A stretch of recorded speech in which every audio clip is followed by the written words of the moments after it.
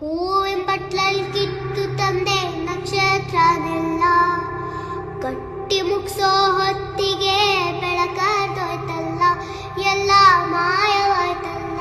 ಆ ಸರ್ವಶಕ್ತಿಯ ಕೃಪೆ ಅನ್ಸುತ್ತೆ ಇನ್ನೇನು ಮುಗೀತು, ನಾವು ಮುಂದೆ ಏನೂ ಮಾಡೋಕ್ಕಾಗಲ್ಲ ಅಂತ ಬೇಜಾರಲ್ಲಿರ್ಬೇಕಾದ್ರೆ ಈ ವ್ಯಕ್ತಿ ಇಷ್ಟು ದಿನ ಅದೆಲ್ಲಿದ್ನೋ ಗೊತ್ತಿಲ್ಲ, ಆದ್ರೆ ಈಗ ಮುಂದೆ ಬಂದಿದ್ದಾನೆ. ಸ್ವತಂತ್ರ ಭಾರತದ ಇತಿಹಾಸದಲ್ಲೇ ಇಂತಹ ಪ್ರಕರಣ ಮತ್ತೊಂದಿರಲಾರದು.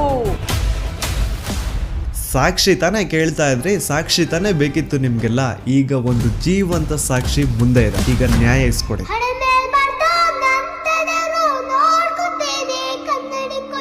ಅದೇ ಒಂದು ನೇತ್ರಾವತಿ ನದಿ ತೀರದಲ್ಲಿ ಡೈಲಿ ಒಂದು ಹೆಣ ಬೀಳೋದು.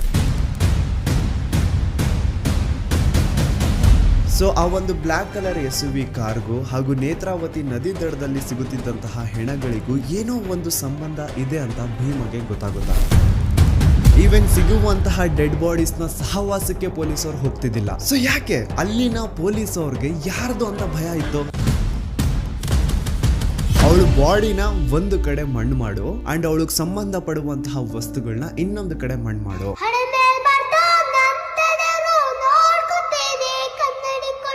ಪಾಪ ಹುಡುಗಿ ಯಾರ ಮಗಳಿದ್ಲೋ ಗೊತ್ತಿಲ್ಲ, ಆದ್ರೆ ಮಣ್ಣಲ್ಲಿ ಗುರ್ತಿಲ್ದೇನೆ ಮಣ್ಣಾಗ್ಬಿಟ್ಟಿರ್ತಾಳೆ.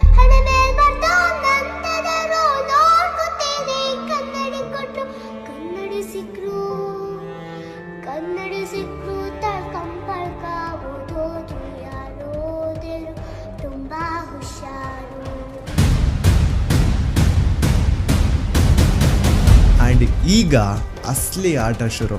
ಆಟ ಅಲ್ಲ, ಶಿವ ತಾಂಡವ ಈ ಸತಿ.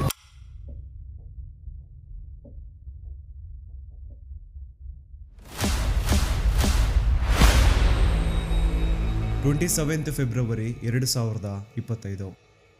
ನಾನು ಈ ಒಂದು ಚಾನಲ್ ಅಲ್ಲಿ ಒಂದು ವಿಡಿಯೋ ಅಪ್ಲೋಡ್ ಮಾಡಿದ್ದೆ ಸೌಜನ್ಯ ಮರ್ಡರ್ ಕೇಸ್ ಬಗ್ಗೆ. ಆ ಒಂದು ವಿಡಿಯೋ ಯಾವ ತರ ಸೆನ್ಸೇಷನಲ್ ಆಯ್ತು ಅಂತ ಈಗ ಆಲ್ರೆಡಿ ಎಲ್ರಿಗೂ ಗೊತ್ತಿದೆ. ಅದಾದ್ಮೇಲೆ ಬಹಳಷ್ಟು ಸೋ ಕಾಲ್ಡ್ ಜ್ಞಾನಿಗಳು ಮುಂದೆ ಬಂದು ಒಂದ್ ಸವಾಲ್ ಹಾಕಿದ್ರು. ನೀವು ಹೇಳೋದಕ್ಕೆಲ್ಲ ನಿಮ್ ಹತ್ರ ಸಾಕ್ಷಿ ಇದೆ ಅಂದ್ರೆ ಆ ಸಾಕ್ಷಿನ ಪಬ್ಲಿಕ್ ಮಾಡಿ ಅಥವಾ ಕೋರ್ಟ್ ತಗೊಂಡು ಹೋಗ್ಕೊಡಿ, ಬೀದಿ ರಂಪಾಟ ಯಾಕೆ ಮಾಡ್ತಿದ್ದೀರಾ ಅಂತ. ಅದಾದ್ಮೇಲೆ ನಾನು ಒಂದು ವಿಡಿಯೋ ಮಾಡಿದೆ ಸಾಕ್ಷಿ ನಾಶ ಅಂತ. ಅಂಡ್ ಆ ಒಂದು ವಿಡಿಯೋದಲ್ಲಿ ಪಾಯಿಂಟ್ ಟು ಪಾಯಿಂಟ್ ಎಕ್ಸ್ಪ್ಲೈನ್ ಮಾಡಿದೀನಿ ಹೇಗೆ ಸೌಜನ್ಯ ಕೇಸಲ್ಲಿ ಬಹಳಷ್ಟು ಸಾಕ್ಷಿಗಳು ನಾಶ ಆಗಿದಾವೆ ಅಂತ. ಆದ್ರೂ ಕೆಲವೊಬ್ರದ್ದು ಮಾತ್ರ ಅದೇ ಇದ್ದಿದ್ದೆ, ಕೋರ್ಟ್ ಅಲ್ಲಿ ಹೋಗಿ ನ್ಯಾಯ ಕೇಳಿ ಬೀದಿ ರಂಪಾಟ ಯಾಕೆ ಮಾಡ್ತಿದ್ದೀರಾ ಅಂತ. ಹಾನೆಸ್ಟ್ಲಿ ಹೇಳ್ಬೇಕು ಅಂತಂದ್ರೆ, ಮನ್ಸಾಕ್ಷಿ ಮುಟ್ಕೊಂಡು ಹೇಳ್ಬೇಕು ಅಂದ್ರೆ ಸೌಜನ್ಯ ಕೇಸಲ್ಲಿ ಬಹಳಷ್ಟು ಸಾಕ್ಷಿಗಳು ನಾಶ ಆಗಿದಾವೆ. ಅಂಡ್ ಮಿಕ್ಕಿರುವಂತಹ ಸಾಕ್ಷಿಗಳನ್ನ ಇಟ್ಕೊಂಡು ಕೋರ್ಟ್ ಅಲ್ಲಿ ಹೋಗಿ ನ್ಯಾಯ ಕೇಳಿದ್ರೆ ನ್ಯಾಯ ಸಿಗೋದು ಬಹಳ ಕಷ್ಟ. ಸೊ ಏನಪ್ಪಾ ಮಾಡೋದು, ನಮ್ ಕಣ್ಣು ಮುಂದೆನೆ ಆರೋಪಿಗಳು ಐಷಾರಾಮಿ ಜೀವನ ನಡೆಸ್ತಿದ್ದಾರೆ, ಆದ್ರೆ ಸಾಕ್ಷಿ ಇಲ್ದೆ ಅವ್ರನ್ನೇನು ಮಾಡಕ್ ಆಗ್ತಿಲ್ವಲ್ಲ ಅಂತ ಬೇಜಾರಲ್ಲಿ ಇರ್ಬೇಕಾದ್ರೆ ಆ ಸರ್ವಶಕ್ತಿಯ ಕೃಪೆ ಅನ್ಸುತ್ತೆ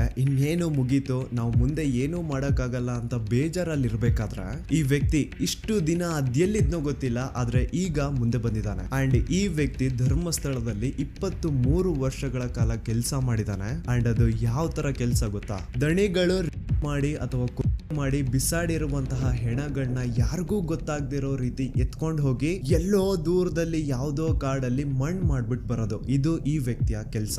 ಒಂದ್ ಅಂದಾಜು ಪ್ರಕಾರ ಈ ವ್ಯಕ್ತಿ ತನ್ನ 20 ಇಯರ್ಸ್ ಆಫ್ ಸರ್ವಿಸ್ ಅಲ್ಲಿ ಸುಮಾರು 1,000ಕ್ಕಿಂತ ಹೆಚ್ಚು ಹೆಣಗಳನ್ನ ಧರ್ಮಸ್ಥಳದ ಸುತ್ತಮುತ್ತ ಪ್ರದೇಶದಲ್ಲಿ ಅಕ್ರಮವಾಗಿ ಮಣ್ಣು ಮಾಡಿದಾನೆ. ಅಂಡ್ ಆ ಹೆಣಗಳನ್ನ ಎಲ್ಲೆಲ್ಲಿ ಮಣ್ಣು ಮಾಡಿದಾನೆ ಅನ್ನುವಂತಹ ವಿಷಯ ಇವನೊಬ್ನಿಗೆ ಬಿಟ್ರೆ ಇನ್ ಯಾರಿಗೂ ಗೊತ್ತಿಲ್ಲ. And now he is ready to take out all those bodies because ಈಗ ಈತನ್ಗೆ ಪಾಪ ಪ್ರಜ್ಞೆ ಅನ್ನೋದು ಬಂದಿದೆ. ಅಂಡ್ ಈಗ ಅಸಲಿ ಆಟ ಶುರು. ಆಟ ಅಲ್ಲ, ಶಿವ ತಾಂಡವ ಈ ಸತಿ.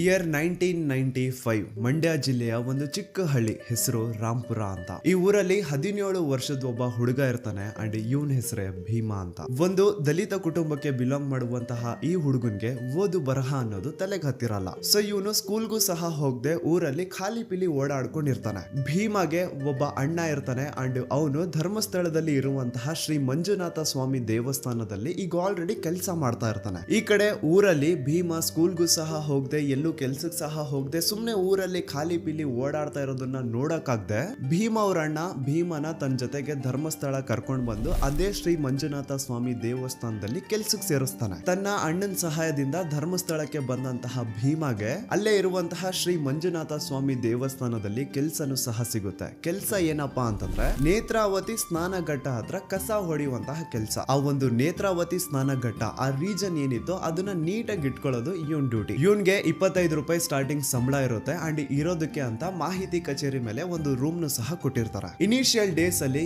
ಎಲ್ಲಾನು ತುಂಬಾ ಚೆನ್ನಾಗಿರುತ್ತೆ. ಇವನ್ ತನ್ ಪಾಡಿಗೆ ತಾನು ಕೆಲಸ ಮಾಡ್ಕೊಂಡು ಜನ ಸೇವೆ ಮಾಡ್ಕೊಂಡು ಕಸ ಗುಡಿಸ್ಕೊಂಡು ಆರಾಮಾಗಿರ್ತಾನೆ. ಅಂಡ್ ತಿಂಗಳು ಕೊನೆ ಬಂತು ಅಂದ್ರೆ ವೀರೇಂದ್ರ ಜೈನ್ ಅವ್ರ ಹತ್ರ ಹೋಗಿ ಸ್ಯಾಲ್ರಿನು ಇಸ್ಕೊಳ್ತಾ ಇರ್ತಾನೆ. ಮಂತ್ ಎಂಡ್ ಅಲ್ಲಿ ವೀರೇಂದ್ರ ಜೈನ್ ಎಲ್ಲಾರ್ಗು ಸ್ಯಾಲ್ರೀಸ್ ಕೊಡ್ತಾ ಇದ್ದಿದ್ದು. ಅಂಡ್ ಭೀಮಾ ಅಂತಹ ಯಾರಾದ್ರೂ ದಲಿತ ಸಮುದಾಯಕ್ಕೆ ಬಿಲಾಂಗ್ ಮಾಡುವಂತವ್ರು ದುಡ್ಡು ಇಸ್ಕೊಳಕ್ ಬಂದ್ರೆ ಆಯಪ್ಪ ವೀರೇಂದ್ರ ಜೈನ್ ಏನ್ ಮಾಡೋನು ಅಂದ್ರೆ ನೀಟಾಗಿ ದುಡ್ಡನ್ನ ಕೈ ಕೊಡೋ ಬದಲು ಹಿಂಗೆ ಬುಟ್ಟಿ ಒಳಗಡೆಯಿಂದ ಹಣ ಎತ್ಕೊಂಡು ಅವ್ರ ಕಡೆ ಬಿಸಾಡೋರಂತ. ಚಿಕ್ಕ ವಯಸ್ಸಿಂದನೂ ಜಾತಿ ಭೇದ ಭಾವ ನೋಡ್ಕೊಂಡು ಬೆಳೆದಿರುವಂತಹ ಭೀಮಾಗೆ ಇದೇನು ಹೊಸ ವಿಷಯ ಇರಲಿಲ್ಲ. ಸೊ ಇವನು ಸ್ಯಾಲ್ರಿ ಇಸ್ಕೊಂಡು ಅದೇ ಒಂದು 25 ರೂಪಾಯಿಲಿ ತನ್ನ ಆರಾಮ್ ಜೀವನನ ನಡೆಸ್ತಾ ಇದ್ದ. ಆದ್ರೆ slowly he started to notice something mysterious. ತಾನೇನು ನೇತ್ರಾವತಿ ಸ್ನಾನ ಘಟ್ಟದಲ್ಲಿ ಕಸ ಗುಡಿಸುವಂತಹ ಕೆಲಸ ಮಾಡ್ತಾ ಇದ್ನೋ ಅದೇ ಒಂದು ನೇತ್ರಾವತಿ ನದಿ ತೀರದಲ್ಲಿ ಡೈಲಿ ಒಂದು ಹೆಣ ಬೀಳೋದು. ನೋಡೋರ್ಗ್ ಹೇಗ್ ಅನ್ಸೋದು ಅಂದ್ರೆ ಯಾರೋ ಪಾಪ ನೀರಿಗೆ ಬಿದ್ದು ಸತ್ ಹೋಗಿರ್ಬೇಕು ಅಂತ ಜನ ಅನ್ಕೊಳ್ಳೋರು. ಆದ್ರೆ ನೀರಲ್ಲಿ ಬಿದ್ದು ಸತ್ತಂತವರ ಮೃತದೇಹ ನೀರಲ್ಲೇ ಸಿಗ್ಬೇಕು ಹೊರತು ದಡದಲ್ಲಿ ಹೇಗ್ ಸಿಗುತ್ತೆ? ಏನ್ ಆ ಶವಗಳು ಇಷ್ಟೊತ್ತು ನೀರಲ್ಲಿ ಇದ್ದಿದ್ ಸಾಕು ಇನ್ನು ಹೋಗ್ಬಿಟ್ಟು ದಡದಲ್ಲಿ ಮಲ್ಕೊಳ್ಳುವ ಅಂತ ಎದ್ದು ಬರೋಕಾಗುತ್ತಾ? ಇಲ್ಲ ತಾನೆ. ಸೊ ಇದೇ ಒಂದು ಡೌಟ್ ಭೀಮಗೆ ಬರುತ್ತಾ. ಈಗ ಭೀಮ ಪ್ರತಿಯೊಂದು ಸೂಕ್ಷ್ಮವಾಗಿ ಅಬ್ಸರ್ವ್ ಮಾಡ್ಲಿಕ್ಕೆ ಸ್ಟಾರ್ಟ್ ಮಾಡ್ತಾನೆ. ಕೆಲವೊಂದ್ಸತಿ ಏನಾಗೋದು ಅಂದ್ರೆ ರಾತ್ರಿ ಹೊತ್ತಲ್ಲಿ ನೇತ್ರಾವತಿ ನದಿ ಹತ್ರ ಒಂದು ಬ್ಲಾಕ್ ಕಲರ್ SUV ಕಾರ್ ಕಾಣಿಸ್ಕೊಳ್ಳೋದಂತೆ. ಆ ಕಾರ್ ನ ನಂಬರು ಈಗ ಭೀಮಗೆ ನೆನಪಿರೋ ಹಾಗೆ 505 ಇರಬೇಕು. ಸೊ ಈ ಕಾರು ಯಾವಾಗೆಲ್ಲ ನೇತ್ರಾವತಿ ನದಿ ಹತ್ರ ಕಾಣಿಸ್ಕೊಳ್ಳೋದು ಅದ್ರ ನೆಕ್ಸ್ಟ್ ದಿನ ಅದೇ ಒಂದು ನೇತ್ರಾವತಿ ನದಿ ಹತ್ರ ಒಂದು ಹೆಣ ಸಿಗೋದು. ಸೊ ಆ ಒಂದು ಬ್ಲಾಕ್ ಕಲರ್ SUV ಕಾರ್ಗೂ ಹಾಗೂ ನೇತ್ರಾವತಿ ನದಿ ದಡದಲ್ಲಿ ಸಿಗುತ್ತಿದ್ದಂತಹ ಹೆಣಗಳಿಗೂ ಏನೋ ಒಂದು ಸಂಬಂಧ ಇದೆ ಅಂತ ಭೀಮಗೆ ಗೊತ್ತಾಗುತ್ತಾ. ಆದ್ರೆ ಅವನ್ ಈ ವಿಚಾರನ ಯಾರ ಜೊತೆನೂ ಹಂಚ್ಕೊಳ್ಳಲ್ಲ. ಯಾಕೆ ಬೇಕ್ಬಿಡು ನಮ್ಗೆ ಅಂತ ಸುಮ್ಮನೆ ಇರ್ತಾನೆ.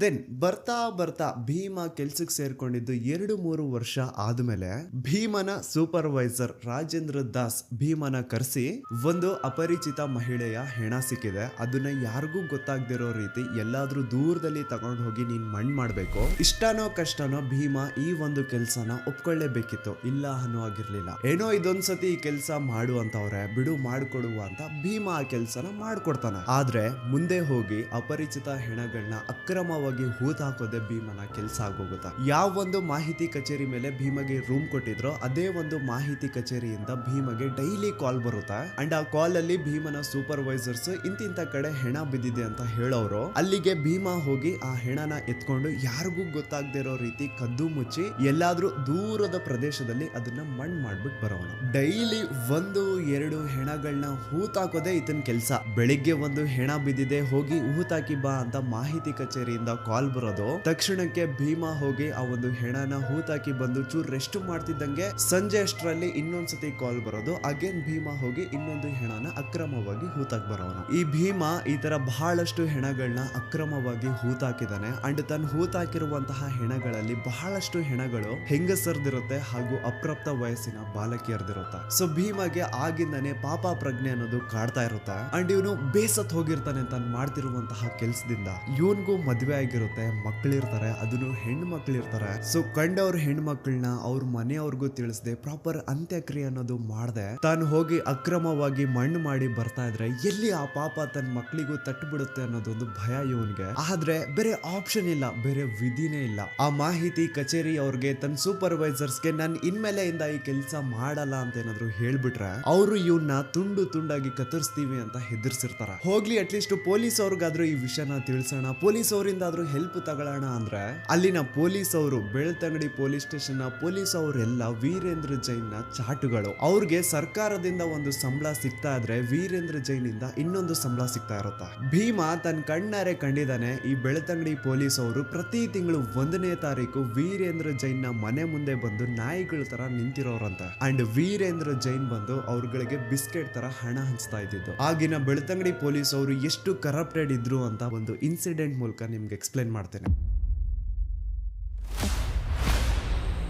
2010 ಧರ್ಮಸ್ಥಳ ಕಲ್ಲೇರಿ ಹತ್ರ ಒಂದು ರೋಡ್ ಸೈಡ್ ಅಲ್ಲಿ ಪೆಟ್ರೋಲ್ ಪಂಪ್ ಇರುತ್ತೆ ಅಂಡ್ ಆ ಒಂದು ಪೆಟ್ರೋಲ್ ಪಂಪ್ ಇಂದ ಸುಮಾರು 200 ಮೀಟರ್ ದೂರ ಸ್ವಲ್ಪ ಜನರ ಕಡಿಮೆ ಓಡಾಟ ಇರುವಂತಹ ಜಾಗದಲ್ಲಿ ಒಂದು 14 ರಿಂದ 15 ವರ್ಷದ ಹುಡುಗಿಯ ಹೆಣ ಬಿದ್ದಿರೋತ. ಯಾರೋ ಆ ಹುಡುಗಿನ ಮರ್ಡರ್ ಮಾಡಿ ಸಾಯಿಸಿದ್ದಾರೆ ಅಂತ ಆ ಹುಡುಗಿಯ ದೇಹ ನೋಡಿದ್ರೆ ಕ್ಲಿಯರ್ ಆಗಿ ಗೊತ್ತಾಗ್ತಾ ಇರುತ್ತೆ. ಆ ಹುಡುಗಿಯ ಮೈ ಮೇಲೆ ಒಂದು ಶರ್ಟ್ ಮಾತ್ರ ಇರುತ್ತೆ, ಕೆಳಗಡೆ ಸ್ಕರ್ಟ್ ಆತರ ಏನೂ ಇರಲ್ಲ, ಇನ್ನರ್ ವೇರ್ಸ್ ಸಹ ಮಿಸ್ಸಿಂಗ್ ಇರ್ತವೆ ಅಂಡ್ ಆ ಹುಡುಗಿಯ ಸ್ಕೂಲ್ ಬ್ಯಾಗ್ ಬುಕ್ಸ್ ಎಲ್ಲ ಅಲ್ಲೆಲ್ಲೇ ಬಿದ್ದಿರ್ತವೆ. ಭೀಮನ ಮಾಹಿತಿ ಕಚೇರಿ ಅವರು ಆ ಹುಡುಗಿಯ ಹೆಣ ಸಿಕ್ಕಿದೆ ಅಂತೆ, ಅವಳನ್ನ ಮಣ್ಣು ಮಾಡ್ಬಿಟ್ ಬಾ ಅಂತ ಸ್ಪಾಟ್ ಕಳ್ಸಿರ್ತಾರೆ ಅಂಡ್ ಭೀಮ ಸ್ಪಾಟ್ ಬಂದು ನೋಡ್ತಾನೆ. ಅಲ್ಲಿ ಆಲ್ರೆಡಿ ಆ ಹುಡುಗಿಯ ಮೃತದೇಹ ಹತ್ರ ಇಬ್ರು ಪೊಲೀಸ್ ಅವ್ರು ನಿಂತಿರ್ತಾರೆ. ಹೇಳ್ಬೇಕು ಅಂದ್ರೆ ಅನ್ನ ತಿನ್ನೋ ಮನುಷ್ಯರೇನಾದ್ರು ಆ ಪೊಲೀಸ್ ಅವ್ರು ಆಗಿದ್ರೆ ಆ ಹುಡುಗಿ ಯಾರು, ಅವಳು ಯಾರ ಮಗಳು, ಅವಳು ಅಲ್ಲಿಗೆ ಹೇಗ್ ಬಂದ್ಲು, ಅವಳ ಜೊತೆ ಆತರ ಘೋರ ಕೃತ್ಯ ಮಾಡಿದವ್ರು ಯಾರು, ಅದನ್ನೆಲ್ಲ ಕಂಡು ಹಿಡಿದು ಆ ಹುಡುಗಿಯ ಬಾಡಿನ ಮನೆಯವ್ರಿಗೆ ತಲುಪಿಸ್ಬೇಕಿತ್ತು. ಆದ್ರೆ ಪೊಲೀಸ್ ಅವರು ಏನ್ ಮಾಡ್ತಾರೆ ಗೊತ್ತಾ, ಸ್ಪಾಟ್ಗೆ ಭೀಮ ಬಂದಿದ ತಕ್ಷಣ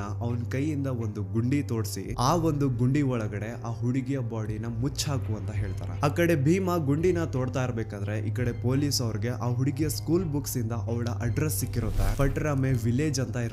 ಇದನ್ನ ಕೇಳಿಸ್ಕೊಂಡು ಭೀಮ ಹೇಳ್ತಾನೆ, ಸರ್ ಅಡ್ರೆಸ್ ಸಿಕ್ಕಿದೆ ಅಲ್ಲ, ಅಟ್ಲೀಸ್ಟ್ ಮನೆಯವ್ರಿಗೆ ವಿಷಯ ಆದ್ರೂ ತಿಳಿಸಿ, ಅವ್ರಾದ್ರೂ ಅಟ್ಲೀಸ್ಟ್ ಈ ಹುಡುಗಿಗೆ ಪ್ರಾಪರ್ ವೇಲಿ ಅಂತ್ಯಕ್ರಿಯೆ ಆದ್ರೂ ಮಾಡ್ಕೊಳ್ತಾರೆ ಅಂತ ಹೇಳಿದ್ರೆ ಆ ಪೊಲೀಸ್ ಆಫೀಸರು ಮುಚ್ಕೊಂಡು ನಿನ್ಗೆ ಹೇಳಿರುವಂತಹ ಕೆಲಸ ನೀನ್ ಮಾಡು ಅಂತ ಅವಾಜ್ ಹಾಕ್ತಾನಂತೆ. ಪಾಪ ಆ ಹುಡುಗಿ ಯಾರ ಮಗಳಿದ್ಲೋ ಗೊತ್ತಿಲ್ಲ, ಆದ್ರೆ ಮಣ್ಣಲ್ಲಿ ಗುರ್ತಿಲ್ದೇನೆ ಮಣ್ಣಾಗ್ಬಿಟ್ಟಿರ್ತಾಳೆ. ಇದೇ ತರ ಸುಮಾರು ಜನ ಹೆಂಗಸರದು ಅಪ್ರಾಪ್ತ ವಯಸ್ಸಿನ ಬಾಲಕಿಯರದು ಎಷ್ಟೋ ಹೆಣಗಳನ್ನ ಭೀಮ ಅಕ್ರಮವಾಗಿ ಪೊಲೀಸ್ ಅವರು ಮುಂದೆನೆ ಮಣ್ಣು ಮಾಡಿರ್ತಾನೆ.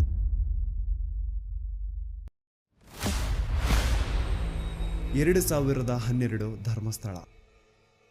ಭೀಮನ ಮಾಹಿತಿ ಕಚೇರಿಯವರು ಕರೆದು ಇಂಥ ಕಾಡಲ್ಲಿ ಒಂದು ಹುಡುಗಿಯ ಹೆಣ ಬಿದ್ದಿದೆ ಅಂತೆ, ಅದನ್ನ ಯಾರಿಗೂ ಗೊತ್ತಾಗ್ದಿರೋ ರೀತಿ ಹೋಗಿ ಮಣ್ಣು ಮಾಡಿ ಬಾ ಅಂತ ಕಳಿಸ್ತಾರೆ. ಮಾಹಿತಿ ಕಚೇರಿಯವರು ಹೇಳಿದಂತಹ ಲೊಕೇಶನ್ಗೆ ಭೀಮ ಬಂದು ನೋಡಿದ್ರೆ ಅಲ್ಲಿ ಆಕ್ಚುಯಲ್ ಆಗಿ ಒಂದು ಹುಡುಗಿಯ ಹೆಣ ಬಿದ್ದಿರುತ್ತೆ. ಸುಮಾರು 20 ವರ್ಷ ವಯಸ್ಸು ಆ ಹುಡುಗಿದಿರುತ್ತೆ ಅಂಡ್ ಆ ಹುಡುಗಿಯ ಮುಖನ ಕಂಪ್ಲೀಟ್ ಆಸಿಡ್ ಇಂದ ಸುಟ್ಬಿಟ್ಟಿರ್ತಾರೆ. ಆದ್ರೆ ಆ ಹುಡುಗಿಯ ಬಟ್ಟೆಗಳಿಂದ ಭೀಮ ಅವಳನ್ನ ಕಂಡುಹಿಡಿತಾನೆ. ಅದೇ ಹುಡುಗಿನ ಈ ಹಿಂದೆ ಭೀಮ ದೇವಸ್ಥಾನದಲ್ಲಿ ನೋಡಿರ್ತಾನೆ ಅಂಡ್ ಆ ಹುಡುಗಿ ಮೈಸೂರಿಂದ ಬಂದಿದ್ಲು ಅಂತಾನು ಭೀಮಗೆ ಚೆನ್ನಾಗಿ ಗೊತ್ತಿರುತ್ತೆ. ಸೊ ನಿನ್ನೆ ದೇವಸ್ಥಾನದಲ್ಲಿ ನೋಡಿದಂತಹ ಅದೇ ಹುಡುಗಿ ಈಗ ಅವನ್ ಮುಂದೆ ಹೆಣ ಆಗಿ ಬಿದ್ದಿರ್ತಾಳೆ. ಅವಳ ದೇಹದ ಮೇಲೆ ಸರಿಯಾದ ಬಟ್ಟೆಗಳಿರಲ್ಲ, ಒಳ ಉಡುಪುಗಳೆಲ್ಲ ಕಾಣೆ ಆಗಿರ್ತವೆ, ಬಾಡಿ ಮೇಲೆಲ್ಲ multiple fractures and clearly body ನೋಡಿ ಗೊತ್ತಾಗ್ತಾ ಇರುತ್ತೆ ಅವಳ ಜೊತೆ ರೇಪ್ ನಡೆದಿದೆ ಅಂತ. ಅಂಡ್ ಅವಳ ದೇಹನ ಒಂದು ನ್ಯೂಸ್ ಪೇಪರ್ ಇಂದ ಕವರ್ ಮಾಡಿರ್ತಾರೆ ಹಾಳಾದವರು. ಭೀಮಗೆ ಮಾಹಿತಿ ಕಚೇರಿಯವರು ಏನ್ ಹೇಳಿರ್ತಾರೆ ಅಂದ್ರೆ ಅವಳ ಬಾಡಿನ ಒಂದು ಕಡೆ ಮಣ್ಣು ಮಾಡು ಅಂಡ್ ಅವಳಿಗೆ ಸಂಬಂಧ ಪಡುವಂತಹ ವಸ್ತುಗಳನ್ನ ಇನ್ನೊಂದು ಕಡೆ ಮಣ್ಣು ಮಾಡು, ಎರಡು ಒಂದೇ ಕಡೆ ಇರಬಾರ್ದು ಅಂತ ಕ್ಲಿಯರ್ ಇನ್ಸ್ಟ್ರಕ್ಷನ್ಸ್ ಕೊಟ್ಟಿರ್ತಾರೆ. ಮಾಹಿತಿ ಕಚೇರಿಯ ತನ್ನ ಸೂಪರ್ವೈಸರ್ಸ್ ಹೇಳ್ದಂಗೆ ಭೀಮ 2 ಗುಂಡಿ ತೋಡಿ 2 ಬೇರೆ ಬೇರೆ ಕಡೆ ಗುಂಡಿ ತೋಡಿ ಒಂದರಲ್ಲಿ ಆ ಹುಡುಗಿಯ ದೇಹನ ಮುಚ್ಚಾಕ್ತಾನೆ, ಇನ್ನೊಂದರಲ್ಲಿ ಅವಳಿಗೆ ಸಂಬಂಧ ಪಡುವಂತಹ ವಸ್ತುಗಳನ್ನ ಮುಚ್ಚಾಕ್ತಾನೆ. ಇದೇ ರೀತಿ ಭೀಮ ಆ ಒಂದು ಧರ್ಮಸ್ಥಳದ ಸುತ್ತಮುತ್ತ ಪ್ರದೇಶದಲ್ಲಿ ಎಷ್ಟು ಹೆಣಗಳನ್ನ ಅಕ್ರಮವಾಗಿ ಊತಾಕಿದನೋ ಅವನ್ಗೆನೆ ಲೆಕ್ಕ ಇಲ್ಲ. ಹೆಂಗಸರು, ಅಪ್ರಾಪ್ತ ವಯಸ್ಸಿನ ಬಾಲಕಿಯರು, ಭಿಕ್ಷುಕರು, ಈವನ್ ದೇವಸ್ಥಾನದ ಮುಂದೆ ಬಂದು ಕುತ್ಕೊಳ್ತಿದ್ದಂತಹ ಭಿಕ್ಷುಕರನ್ನು ಸಹ ಆ ದರಿದ್ರ ನನ್ನ ಮಕ್ಕಳು ಬಿಟ್ಟಿರ್ಲಿಲ್ಲ. ಈ ಟೆಂಪಲ್ ಮ್ಯಾನೇಜ್ಮೆಂಟ್ ಅವ್ರಿಗೇನು ಅಂತಂದ್ರೆ ನೋಡಿ ನಮ್ ಧರ್ಮಸ್ಥಳದಲ್ಲಿ ಒಬ್ರು ಭಿಕ್ಷುಕರಿಲ್ಲ ಅಂತ ತೋರಿಸ್ಕೊಳ್ಳೋ ಆಸೆ. ಅದ್ರ ಸಲುವಾಗಿ ಈ ಟೆಂಪಲ್ ಮ್ಯಾನೇಜ್ಮೆಂಟ್ ಅವರು ಏನ್ ಮಾಡೋರು ಅಂದ್ರೆ ಆ ದೇವಸ್ಥಾನದ ಸುತ್ತಮುತ್ತ ಎಲ್ಲಾದ್ರೂ ಯಾರಾದ್ರೂ ಭಿಕ್ಷೆ ಬೇಡ್ತಾ ಇರೋ ರೀತಿ ಕಾಣಿಸಿದ್ರೆ ಅವ್ರನ್ನ ಮೊದ್ಲು ಹಿಡ್ಕೊಂಡ್ ಬಂದು ಚೆನ್ನಾಗಿ ಹೊಡಿಯೋದು. ಎಷ್ಟೋ ಸತಿ ಭೀಮನು ಸೇರ್ಕೊಂಡು ಆ ಭಿಕ್ಷುಕರನ್ನ ಹೊಡೆದಿರ್ತಾನೆ. ಸೊ ಚೆನ್ನಾಗಿ ಅವ್ರನ್ನ ಹೊಡೆದು ಮುಕ್ ಮಾಡಾದ್ಮೇಲೆ ಅವ್ರಿಗೊಂದು ಬಸ್ ಟಿಕೆಟ್ ಮಾಡಿಸಿ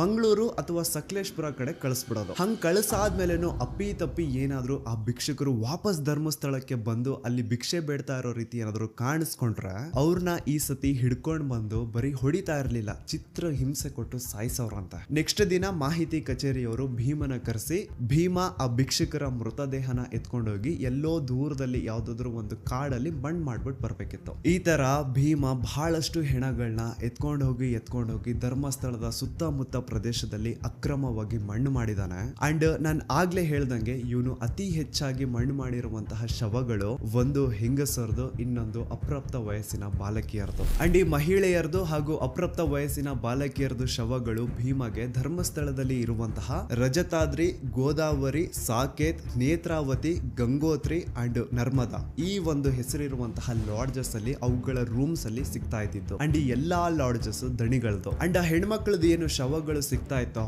ಅವ್ರ ಮೈ ಮೇಲೆ ಪ್ರಾಪರ್ ಬಟ್ಟೆಗಳು ಇರ್ತಾ ಇರ್ಲಿಲ್ಲ. ಪ್ರತಿ ಒಂದು ಕೇಸಲ್ಲಿ ಅವ್ರ ಇನ್ನರ್ ವೇರ್ಸ್ ಮಿಸ್ಸಿಂಗ್ ಇರೋದು ಅಂಡ್ ಅವ್ರ ಮೈ ಮೇಲೆ ಆಗಿರುವಂತಹ ಗಾಯಗಳು, ಅವ್ರ ತುಟಿನ ಕಚ್ಚಿರುವಂತಹ ರೀತಿ ಅದೆಲ್ಲಾನು ಕ್ಲಿಯರ್ ಆಗಿ ಹೇಳ್ತಾ ಇರುತ್ತೆ ಅವ್ರ ಜೊತೆ ಇದೆ ಅಂತ. ಇಷ್ಟೆಲ್ಲ ಕಣ್ಣು ಮುಂದೆ ನಡೀತಾ ಇದ್ರು ಲೋಕಲ್ ಪೊಲೀಸ್ ಅವರಲ್ಲಿ ಒಬ್ರು ಆರೋಪಿನ ಹಿಡಿಯುವಂತಹ ಏನು ಪ್ರಯತ್ನ ಮಾಡ್ತಿದ್ದಿಲ್ಲ ಅಂತ. ಈವನ್ ಸಿಗುವಂತಹ ಡೆಡ್ ಬಾಡೀಸ್ ನ ಸಹವಾಸಕ್ಕೆ ಪೊಲೀಸ್ ಅವ್ರು ಹೋಗ್ತಿದ್ದಿಲ್ಲ. ಸೊ ಯಾಕೆ ಅಲ್ಲಿನ ಪೊಲೀಸ್ ಅವ್ರಿಗೆ ಯಾರ್ದು ಅಂತ ಭಯ ಇತ್ತು. ಅಂಡ್ ನಾನು ಸೌಜನ್ಯ ಕೇಸ್ ಬಗ್ಗೆ ಮೊದಲನೇ ವಿಡಿಯೋ ಮಾಡಿದಾಗ ಅದರಲ್ಲಿ ನಾರಾಯಣ ಹಾಗೂ ಅವ್ರ ತಂಗಿ ಯಮುನಾನ ಬ್ರೂಟ್ ಮರ್ಡರ್ ಕೇಸ್ ಬಗ್ಗೆ ಹೇಳಿದ್ದೆ ಗೊತ್ತಾ. ಆನೆ ಮಾವುತ ನಾರಾಯಣ ಹಾಗೂ ಅವ್ರ ತಂಗಿ ಯಮುನಾ ಬಗ್ಗೆ ಕೇಳಿದಾಗ ಇವ್ರು ಕೆಲವೊಂದು ಹೊಸ ವಿಷಯ ಹೇಳ್ತಾರೆ. ಅದೇನಂತಂದ್ರೆ ನಾರಾಯಣ ಅವರು ಪಾಪ ಶ್ರೀ ಮಂಜುನಾಥ ಸ್ವಾಮಿ ದೇವಸ್ಥಾನದ ಎದುರುಗಡೆ ಇರುವಂತಹ ಅಶ್ವತ್ ಕಟ್ಟೆಗೆ ಡೈಲಿ ನಮಸ್ಕಾರ ಹಾಕ್ಲಿಕ್ಕೆ ಅಂತ ಬರೋರಂತೆ. ಅಂಡ್ ಅವ್ರ ಆತರ ಬಂದಾಗ ಈ ಟೆಂಪಲ್ ಮ್ಯಾನೇಜ್ಮೆಂಟ್ ಅವರು ಭೀಮಾ ಅಂತಹ ಕೆಲ್ಸದವ್ರನ್ನ ಕರೆಸ್ಬಿಟ್ಟು ಅವ್ರ ಕೈಯಲ್ಲಿ ನಾರಾಯಣನ ಚೆನ್ನಾಗಿ ಹೊಡ್ಸವ್ರಂತೆ. ಅಂಡ್ ಇನ್ನು ನಾರಾಯಣ ಅವ್ರ ತಂಗಿ ಯಮುನಾ ಏನಿದ್ರು ಅವ್ರ ಮೇಲೆ ಗಾರ್ಡನ್ ಸೂಪರ್ವೈಸರ್ ರಾಜೇಂದ್ರ ರಾಯ್ ತುಂಬಾ ಕೆಟ್ಟ ದೃಷ್ಟಿ ಇಟ್ಟಿರ್ತಾನಂತೆ. ಪಾಪ ಅಯ್ಯಮ್ಮ ಹೋಗ್ಬೇಕಾದ್ರೆ ಬರ್ಬೇಕಾದ್ರೆ ಅವಳನ್ನ ಚುಡಾಯಿಸೋದು, ಬರ್ತೀಯಾ ಅಂತ ಕೇಳೋದು, ಹಿಂಗೆಲ್ಲ ಕೆಟ್ಟದಾಗಿ ಬಿಹೇವ್ ಮಾಡ್ತಿದ್ನಂತ. ಅಂಡ್ ಇದನ್ನೆಲ್ಲ ತನ್ನ ಕಣ್ಣಾರೆ ಕಂಡಿದ್ದಾನೆ. 21 ಸೆಪ್ಟೆಂಬರ್ 2012 ಅವತ್ತಿನ ದಿನ ಆನೆ ಮಾವುತ ನಾರಾಯಣ ಅವ್ರ ಮನೆಗ್ ನುಗ್ಗಿ ನಾರಾಯಣ ಅವ್ರನ್ನ ಸಾಯಿಸಿ ಅವ್ರ ತಂಗಿ ಯಮುನನ ರೇಪ್ ಅಂಡ್ ಮರ್ಡರ್ ಮಾಡಿದ್ದು ಇದೇ ರಾಜೇಂದ್ರ ರೈ ಅಂತ. ಅಂಡ್ ಇವನ್ನ ಅಲ್ಲಿ ಕಳಿಸಿದ್ದು ಚಿಕ್ಕ ದಣಿಗಳು ಹರ್ಷೇಂದ್ರ ಕುಮಾರ್. ಆನೆ ಮಾವುತನ ಸಾಯಿಸಿ ಆ ಜಾಗದ ಆಸ್ತಿ ಪತ್ರಗಳನ್ನ ಎತ್ಕೊಂಡ್ ಬಾ ಅಂತ ಈ ರಾಜೇಂದ್ರ ರೈನ ಅಂಡ್ ಅವ್ನ ಇಡೀ ಗ್ಯಾಂಗ್ ನ ಈ ಹರ್ಷೇಂದ್ರ ಕುಮಾರ್ ಕಳಿಸಿದ್ನಂತ.